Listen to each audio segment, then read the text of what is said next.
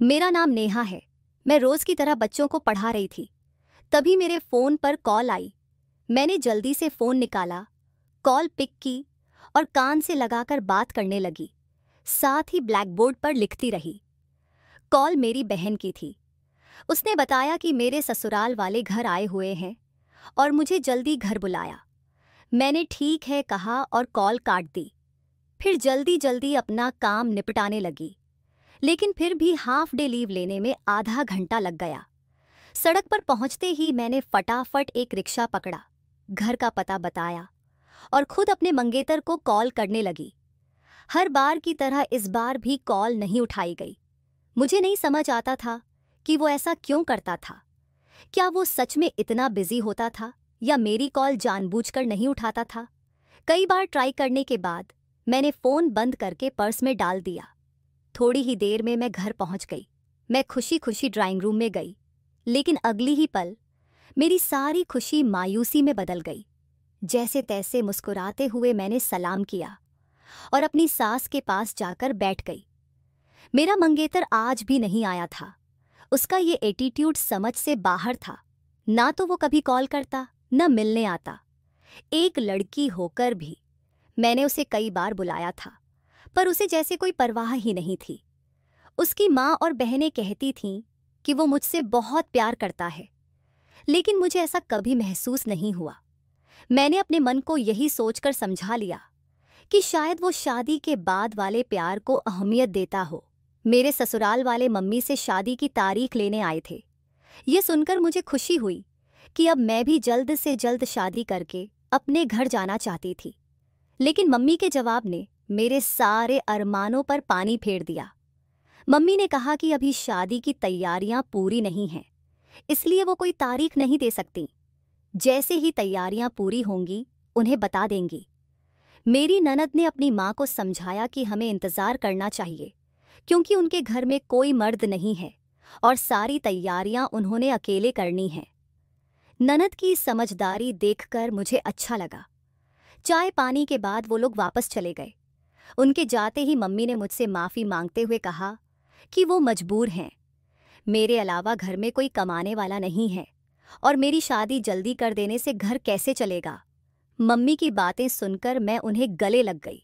उन्होंने ठीक ही कहा था कि अगर 1 साल और इंतज़ार कर लेते तो मेरी बहन का ग्रेजुएशन पूरा हो जाता और उसे भी किसी नौकरी पर लगा दिया जा सकता था।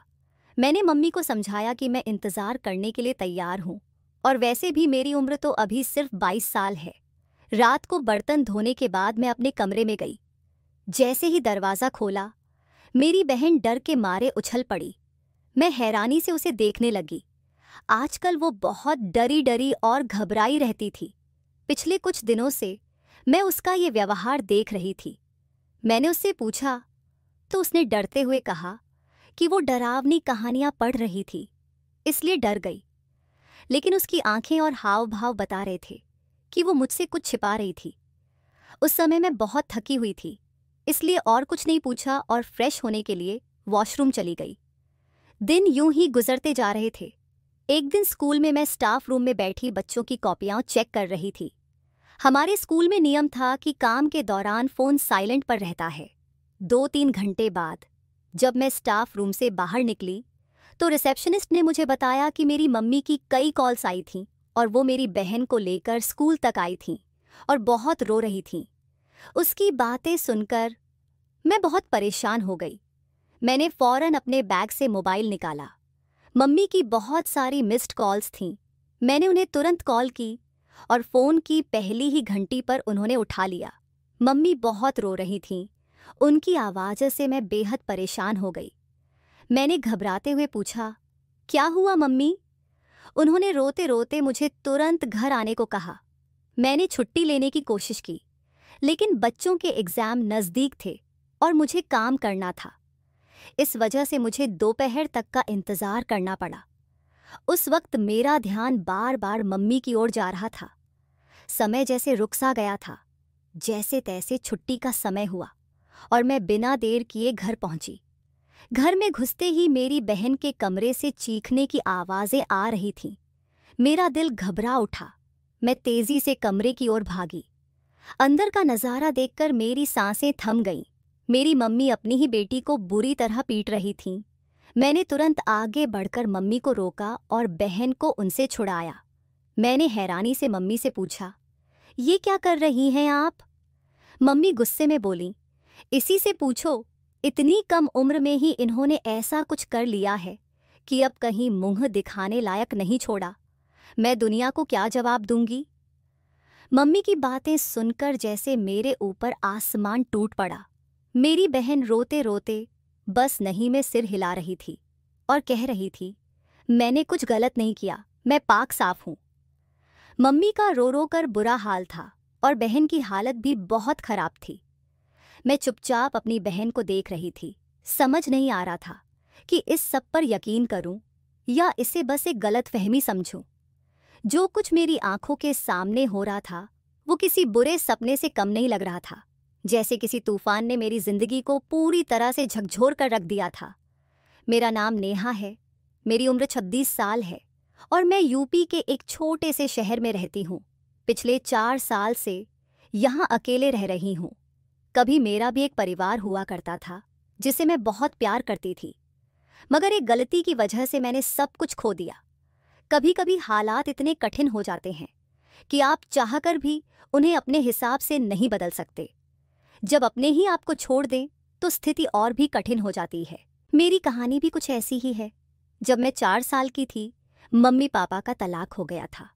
मम्मी किसी और को पसंद करती थीं, लेकिन मेरे नाना ने उनकी शादी पापा से करवा दी थी।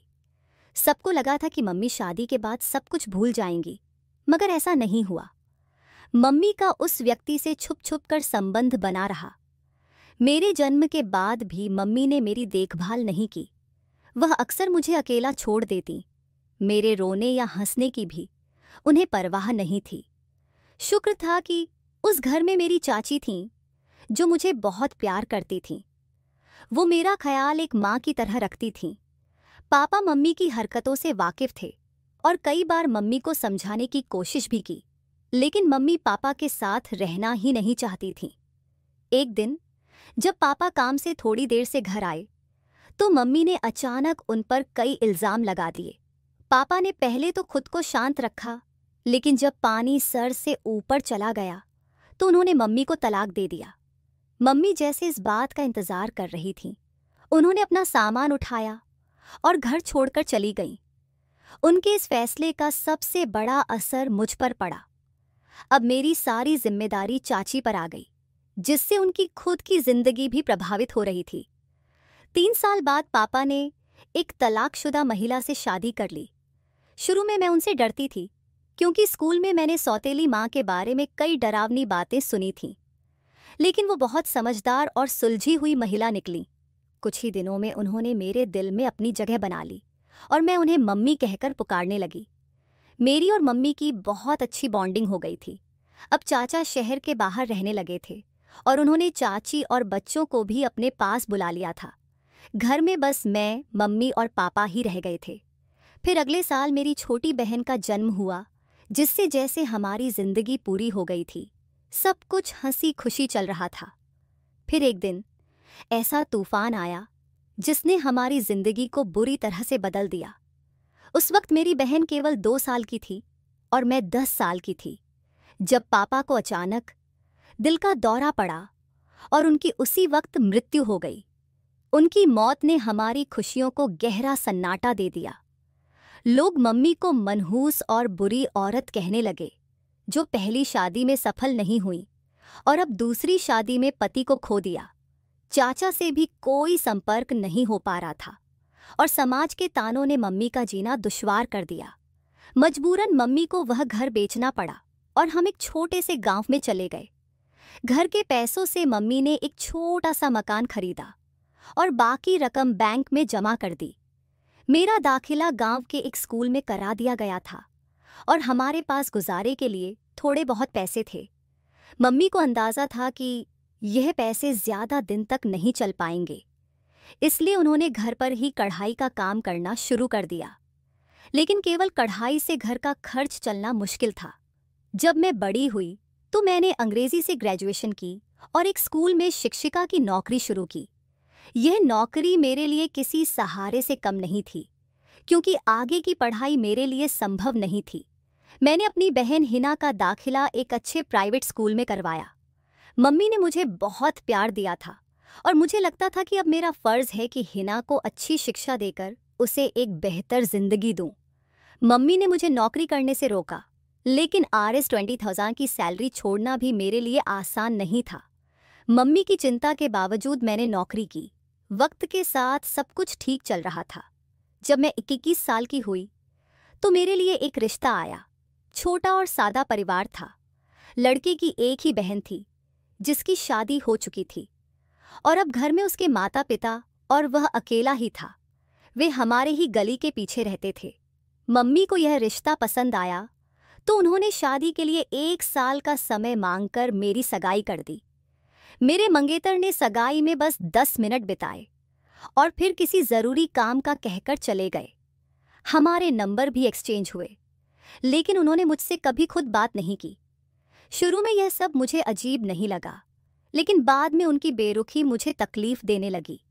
अब उन लोगों द्वारा दिया गया 1 साल का समय पूरा हो चुका था और वो लोग शादी की तारीख तय करने आए थे। मम्मी ने थोड़ा और समय मांगा और मेरे मंगेतर ने इसे बिना किसी आपत्ति के मान लिया। उस वक्त मेरी बहन हिना 9वीं कक्षा में थी और 13 साल की थी।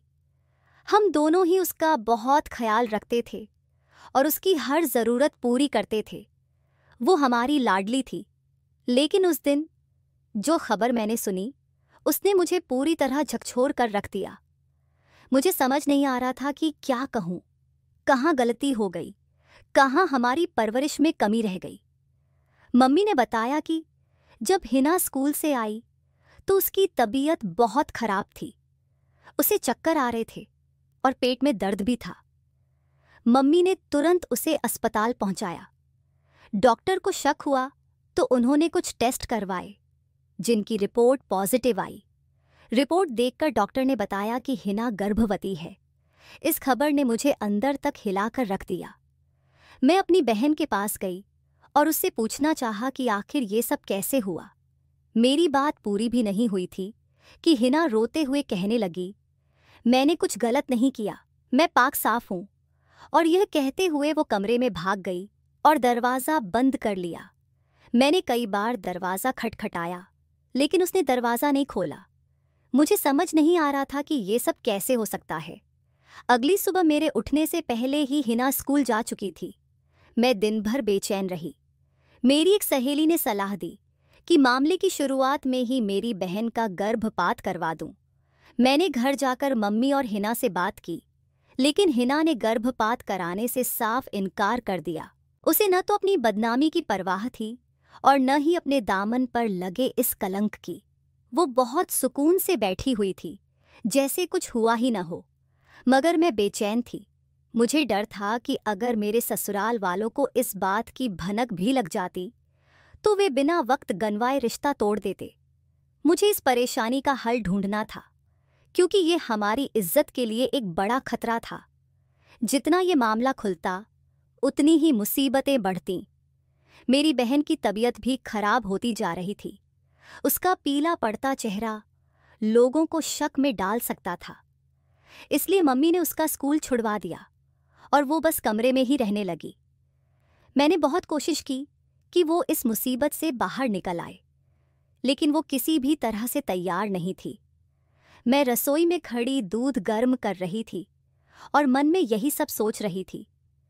जब दूध गिलास में डाला तो मैंने जेब से एक छोटी शीशी निकाली जिसमें गर्भपात की दवा थी। मैंने दवा को गिलास में मिलाना शुरू किया।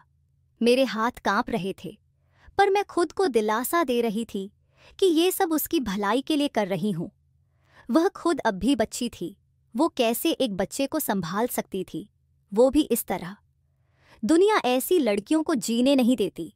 मैंने उसे इस कठिनाई से बचाने के लिए दूध में दवा मिलाई और फिर गिलास लेकर उसके पास चली गई। उस समय मुझे अपने के पर शक हो रहा था, लेकिन मेरी मंशा गलत नहीं थी।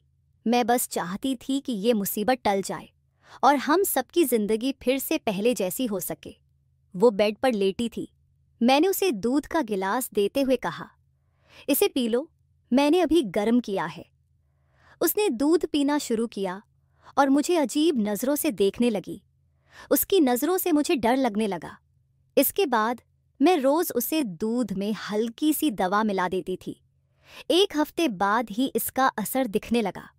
हालांकि पहली डोज में ही असर होना चाहिए था, लेकिन शायद कम मात्रा के कारण थोड़ा वक्त लग गया। उस दिन भी मैंने दूध में दवा मिलाई और सोने के लिए अपने कमरे में आ गई। सुबह जल्दी उठकर स्कूल चली गई, क्योंकि उस दिन पेरेंट्स टीचर मीटिंग थी और मुझे तैयारी करनी थी। मैं जल्दी निकल गई थी, इस बात से अनजान कि घर में क्या होने वाला था। मीटिंग में हमारे फ़ोन बंद कर दिए गए थे, तो पूरे दिन हम लोग व्यस्त रहे। मीटिंग खत्म होने के बाद जब घर पहुंची तो वहां अजीब सन्नाटा था। मुझे घबराहट सी होने लगी। जैसे ही मैं अंदर गई, देखा मम्मी बहुत बुरी हालत में रो रही थी। मैंने मम्मी को संभालने की कोशिश की।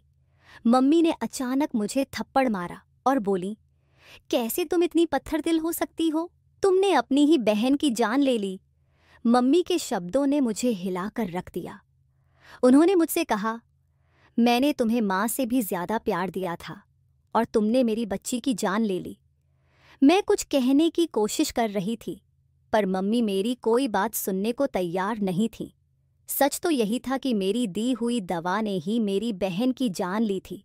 उसकी नाजुक हालत ने दवा को बर्दाश्त नहीं किया और वो अपनी जिंदगी की लड़ाई हार गई। मम्मी ने मुझे बहन का अंतिम दर्शन तक करने नहीं दिया। कुछ देर बाद मेरे ससुराल वाले भी वहां आ गए थे और सबको यही बताया गया कि छिपकली वाला दूध पीने से बहन की मौत हुई। असली सच सिर्फ मैं और मम्मी ही जानते थे। मेरी बहन को दफनाने के बाद मुझे उसे अंतिम विदाई का मौका भी नहीं दिया गया। इसके बाद जिंदगी फिर से अपने ढर्रे पर लौट आई, लेकिन मेरे लिए सब कुछ हमेशा के लिए बदल चुका था। मैंने मम्मी को मनाने की पूरी कोशिश की, लेकिन अंदर ही अंदर मैं टूट चुकी थी। दिन रात मेरी बहन मेरे सपनों में आकर मुझसे अपने दर्द का हिसाब मांगती थी। पहले तो मैंने इसे नज़रअंदाज किया, लेकिन अब ये ख्वाब लगातार आने लगे थे। आखिरकार मैंने फैसला किया कि कुछ दिनों के लिए यहाँ से दूर चली जाऊं। शायद माहौल बदलने से मम्मी भी थोड़ी राहत महसूस करे। उन सपनों की वजह से मेरी रातों की नींद उड़ चुकी थी और जागते जागते मेरी तबीयत खराब हो गई थी। मुझे उम्मीद थी कि इस बदलाव से मेरी सेहत पर भी अच्छा असर पड़ेगा। छुट्टियां लेने के लिए मुझे स्कूल जाना था, इसलिए मैंने घर का ताला लगाया। मम्मी कहीं बाहर गई हुई थी, इसलिए मैंने चाबी पड़ोस की आंटी को दे दी ताकि मम्मी को इंतज़ार न करना पड़े। जैसे ही मैं स्कूल पहुंची, प्रिंसिपल ने कहा कि मुझे थोड़ी देर के लिए बच्चों के असेंबली में शामिल होना होगा। मैं उनके साथ चली गई, लेकिन असेंबली में अचानक मेरी तबीयत खराब लगने लगी, तो मैंने सोचा कि डॉक्टर के पास जाकर चेकअप करवा लूं। जब मैं अस्पताल पहुंची तो वहां एक बेड पर दर्द से कराहती हुई लड़की को देखा। वो कोई और नहीं बल्कि मेरी बहन थी। ये देखकर मेरा दिल धक से रह गया। मेरी मम्मी डॉक्टर के सामने हाथ जोड़कर मेरी बहन को बचाने की मिन्नतें कर रही थी। मैं थोड़ी पीछे खड़ी थी, इसलिए उन्होंने मुझे नहीं देखा। कुछ ही देर में डॉक्टर ने मेरी बहन को लेबर रूम से बाहर निकालकर ऑपरेशन थिएटर में शिफ्ट कर दिया। करीब 1 घंटे के ऑपरेशन के बाद डॉक्टर ने मुझसे कहा कि मेरी बहन के पेट में कोई बच्चा नहीं, बल्कि एक रसोली ट्यूमर थी जिसने उसके पेट को बड़ा कर दिया था। डॉक्टर ने बताया कि वो लड़की एक बार पहले भी यहाँ आई थी और उस वक्त उन्हें रसोली का शक हुआ था। उन्होंने कुछ टेस्ट भी किए थे, लेकिन इमरजेंसी के चलते रिपोर्ट बदल गई थी और गलती से प्रेगनेंसी की रिपोर्ट मम्मी ले गई थी। उसके बाद वो कभी यहाँ आई ही नहीं। अगर समय रहते ये बात पता चल जाती तो मेरी बहन को इतनी तकलीफ से न गुजरना पड़ता। डॉक्टर ने रसोली का पैकेट मुझे दिया, जिसे लेकर मैं सीधा मम्मी के पास गई। मम्मी मुझे देखकर चौंक गईं। उन्हें मेरी यहाँ आने की उम्मीद नहीं थी। मैंने वो पैकेट मम्मी को दिया और कहा, ये है आपकी बेटी की असली हालत। ये वही रसोली है जिसे आप बच्चा समझकर 9 महीने से उसकी जान पर भारी पड़ने दे रही थीं। देखिए, इसने उसकी पूरी जिंदगी में कैसी तबाही मचाई है। मम्मी के पास मेरे किसी भी सवाल का कोई जवाब नहीं था। शायद उन्हें मुझ पर भरोसा नहीं था। उन्हें लगा था कि मैं उनकी बेटी को नुकसान पहुंचा दूंगी। ये सोचकर मैं टूट चुकी थी कि पिछले कुछ महीनों से मैं अपने ही दिल पर यह बोझ लेकर चल रही थी कि मैंने अपनी बहन की जान ले ली है। खुद से नजरें मिलाना मेरे लिए मुश्किल हो गया था। मैंने मम्मी और बहन को अस्पताल में ही छोड़ दिया और बिना किसी को बताए दूसरे शहर चली आई। उनके इस धोखे ने मुझे पूरी तरह से तोड़ दिया था। मुझे लगा कि जो कुछ भी मैंने किया वो सब उनके भले के लिए था, लेकिन उन्होंने मुझ पर यकीन नहीं किया। दूसरे शहर में जाकर मैंने एक स्कूल में नौकरी के लिए आवेदन किया और अनुभव के आधार पर मुझे काम भी मिल गया। एक महिला ने मुझे अपने घर में रहने की जगह भी दे दी। अब मैं मम्मी और छोटी बहन को उनके बैंक अकाउंट में पैसे भेज देती हूँ, लेकिन दोबारा उनसे मिलने की हिम्मत मुझ में नहीं है। जब भी ऐसा सोचती हूँ, मुझे वो रातें याद आ जाती हैं जब बहन की मौत का ख्याल मुझे सोने नहीं देता था। दोस्तों, मुझे उम्मीद है कि आपको मेरी कहानी पसंद आई होगी। अगर आपको ये कहानी पसंद आई हो तो वीडियो को लाइक करें, चैनल को सब्सक्राइब करें और नोटिफिकेशन बेल ज़रूर दबाएं ताकि अगली कहानी का अपडेट सबसे पहले आप तक पहुंचे।